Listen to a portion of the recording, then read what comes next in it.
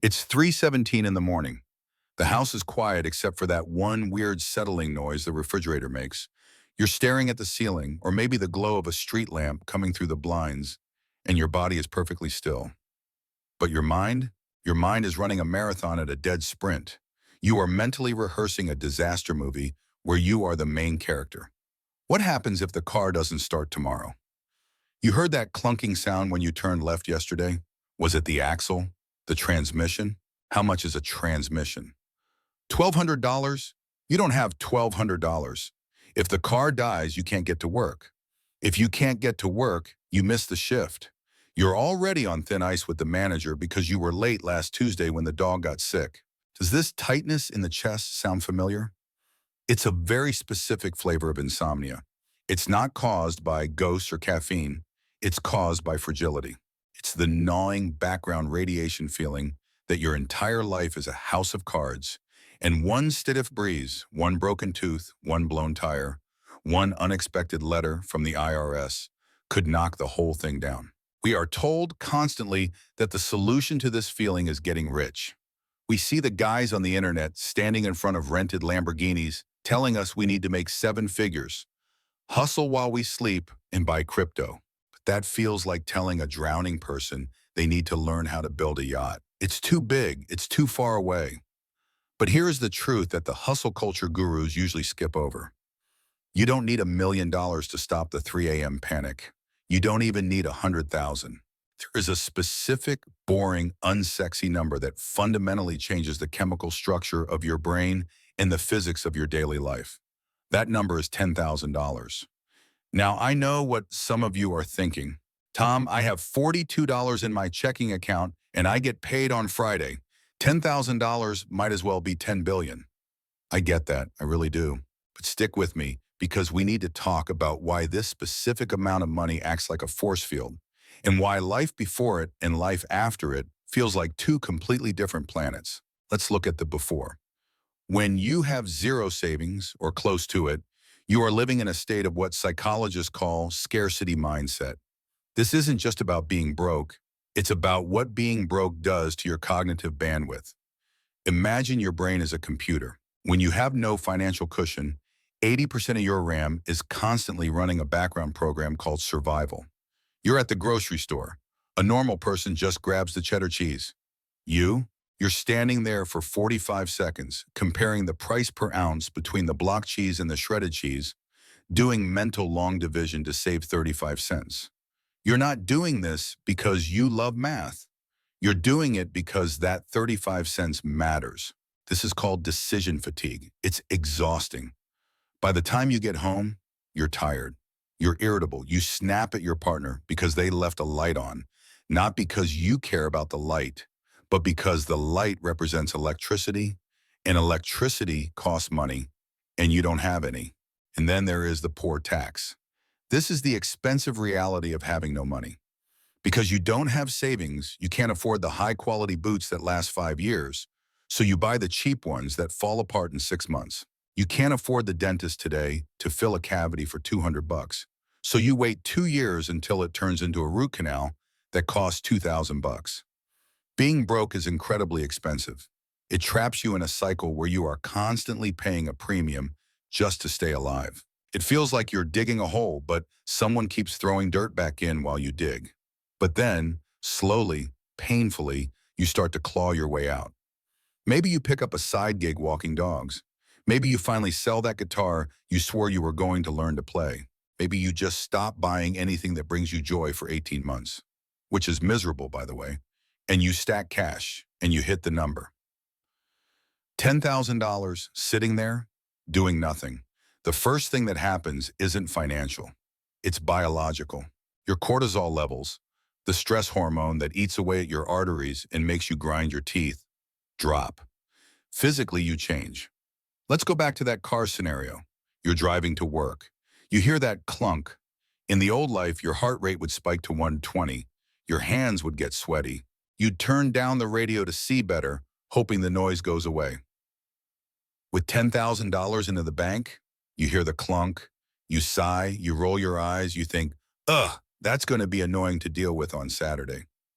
Do you see the difference? went from a catastrophe to an inconvenience. The car is still broken, the bill is still the same. But the narrative in your head has shifted from, my life is over, to I have a problem to solve. This is the power of the buffer. $10,000 is roughly 3 months of expenses for a single person living modestly, maybe 2 months for a family. It is the bridge between panic and plan. But the real magic of this money isn't what it buys. It's what it allows you to say no to. When you are living paycheck to paycheck, you are a hostage to your circumstances. If your boss is toxic, if they scream at you, demean you, and make you work unpaid overtime, you have to take it. You have to swallow your pride and say, yes, sir, because missing one paycheck means missing rent, and missing rent means eviction. You are legally free, but financially you are trapped. When you have $10,000, the dynamic in that office changes. You don't necessarily quit on the spot, but you walk differently. You hold your head up. When the boss makes an unreasonable demand, you can calmly say, I can't do that. You negotiate differently. There is a smell to desperation, and employers can smell it on you. When you need the job desperately, you accept the lowball salary offer. When you have a cushion, you can say, I'd love to make this work, but I was looking for something closer to X. It's ironic, isn't it? The people who need money the most have the least leverage to get it. The people who have a safety net are the ones who get the raises. That $10,000 buys you the ability to walk away. And the ability to walk away is the only real power you have in any negotiation. There's also a strange thing that happens to your social life. And I don't mean you start buying rounds of drinks for the whole bar. Please don't do that. I mean the resentment fades. When you're broke, it's hard to be happy for your friends. Your buddy gets a promotion? You smile, but inside you're jealous. Your sister goes on a vacation to Italy? You like the photo on Instagram, but you feel a little bitter. It's not because you're a bad person. It's because their success highlights your struggle. When you have your safety net, that bitterness evaporates. You can actually be happy for people again. You stop counting other people's money because you aren't terrified about your own. You become a better friend, a better partner, a better parent. You have the emotional bandwidth to listen to your kid's long, rambling story about Minecraft because your brain isn't screaming about the electric bill in the background. This is the hidden value of the first $10,000. It buys you your personality back. You know, there's a phrase you hear a lot in economics classes that usually puts people to sleep. Opportunity cost. But in the real world, for you and me, it's actually one of the most painful parts of being broke. When you have $0, opportunities are invisible. You might walk past a for sale sign on a beat-up Honda Civic listed for $2,000. You know, just by looking at it, that with a little work, that car could sell for $4,000. It's a guaranteed profit. It's free money lying on the sidewalk. But if you don't have the $2,000 to buy it, the opportunity doesn't exist for you. It might as well be a spaceship. This is the transition from playing defense to playing offense. And that is what the first $10,000 really represents. It's your ticket onto the playing field. Once you have that liquidity, the world starts to look like a series of discounts. You can pay your car insurance in full for the year and save 15%. You can buy the family pack of toilet paper that costs more up front but lasts 3 months and is half the price per roll. You can finally stop paying those monthly maintenance fees on your checking account because you meet the minimum balance requirement. It's a weird paradox. Having money makes being alive cheaper. It's like the universe decides to stop charging you an entry fee every time you walk out your front door. But let's get a little deeper into the psychology of the saver identity. This is the part that nobody talks about because it's not flashy. It doesn't look cool in a TikTok montage. Saving your first $10,000 is miserable. Let's just be honest about it. It is a grind. It is boring. It is lonely. To get from 0 to 10,000, you have to be the person who says no a lot. You're the person bringing a Tupperware container of leftover spaghetti to work while everyone else is ordering Chipotle. You're the one watching Netflix on a Friday night because going to the bar costs $40. You feel like a buzzkill. You feel like you're missing out. But somewhere around the $4,000 or $5,000 mark, something clicks. You stop feeling like you're punishing yourself, and you start feeling like you're building something. You start to realize that the sacrifice isn't actually deprivation, it's strategy. You begin to look at your bank account not as a scorecard of how much fun you're having, but as a battery. You are charging up the battery. And knowing that the battery is getting full gives you a hit of dopamine that is actually stronger than the hit you get from buying a new pair of sneakers. This is the identity shift. You stop being a consumer and you start being a capitalist. And I don't mean a guy in a top hat with a monocle. I mean someone who controls capital instead of being controlled by it. There is a confidence that comes from this self-discipline. If you can save $10,000, especially if you don't make a high salary, you prove to yourself that you have grit. You prove that you can delay gratification. And if you can delay gratification, you can do almost anything. You can learn a new language. You can get in shape. You can build a business. The skill of saving is actually the skill of controlling your own impulses. And that skill transfers to everything. Now, let's talk about the trap of the middle, because this is where a lot of people fall off the wagon. You hit $5,000, you feel good. The car is running fine. The job is okay. And suddenly your brain starts to whisper to you. It says, hey, you've been so good. You deserve a reward. You deserve that vacation. You deserve that new gaming PC. And this is dangerous because $5,000 feels like a lot of money, but it's not enough to change your life yet. It's enough to fix a problem, but it's not enough to take a risk. See, the difference between 5,000 and 10,000 is the difference between safety and freedom. With 5,000, you can survive a layoff for a month or two. With 10,000, you can survive long enough to change careers. I have a friend, let's call him Dave. Dave hated his job in data entry. It was soul-crushing. He wanted to learn coding, but the coding boot camp required him to quit his job for 3 months and pay tuition. If Dave had $2,000, that dream was dead. If he had $5,000, it was too risky. But Dave had $12,000 saved up. He did the math. He could pay the tuition, pay his rent for 3 months, eat ramen noodles, and still have a tiny buffer left over. It was scary, sure, but it wasn't impossible. He took the shot. Today, Dave makes double what he used to make. That $10,000 didn't buy him a coding class. It bought him a new life trajectory. It was the fuel for the rocket. If he had spent that money on rewards along the way, a nicer apartment, a leased car, he would still be doing data entry today. This brings us to the concept of risk capacity. We are wired to fear risk. Evolutionarily, risk meant getting eaten by a tiger. So our brains scream at us to stay safe, stay in the cave, don't rock the boat. When you have no savings, your risk capacity is zero. You cannot afford to be wrong. You cannot afford to try a side hustle selling handmade candles if it costs $500 to buy the wax in jars. Because if nobody buys the candles, you can't pay the electric bill. So you don't try. You stay in the cave. But with $10,000, your risk capacity expands. You can afford to lose $500 on a bad idea. And here is the secret. Success is usually just the result of trying enough bad ideas until one of them works. If you have the safety net to fail 5 or 6 times, your odds of eventually winning go up dramatically. Wealthy people aren't necessarily smarter than you. They just have more lives in the video game. They can and respawn. When you're broke, you only have one life. If you mess up, it's game over. $10,000 buys you a couple of extra lives.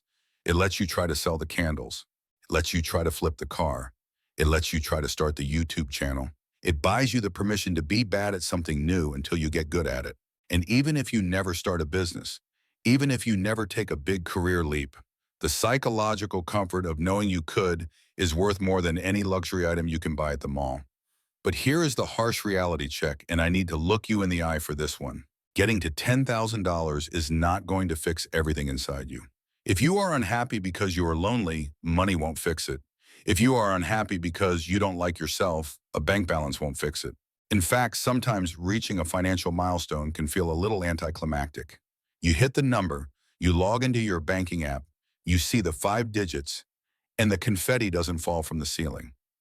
You're still you. You're still sitting on the same couch, wearing the same sweatpants.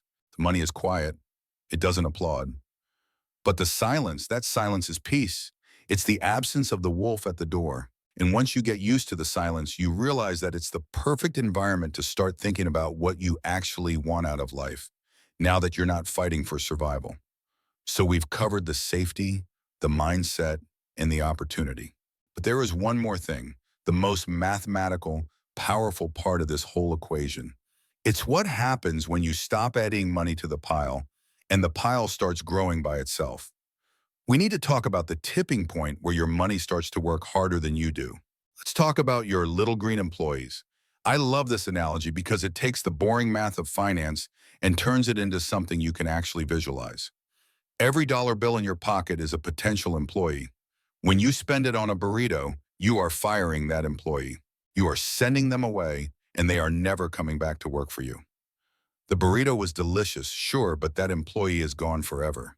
When you have $10,000 saved and you decide to put that money into an investment account, whether that's a high-yield savings account, an index fund, or whatever vehicle you choose, you are essentially opening a factory. You have 10,000 little employees showing up to work every single day, 24/7, without taking a coffee break or complaining about HR. Here is why 10,000 is the magic number for this.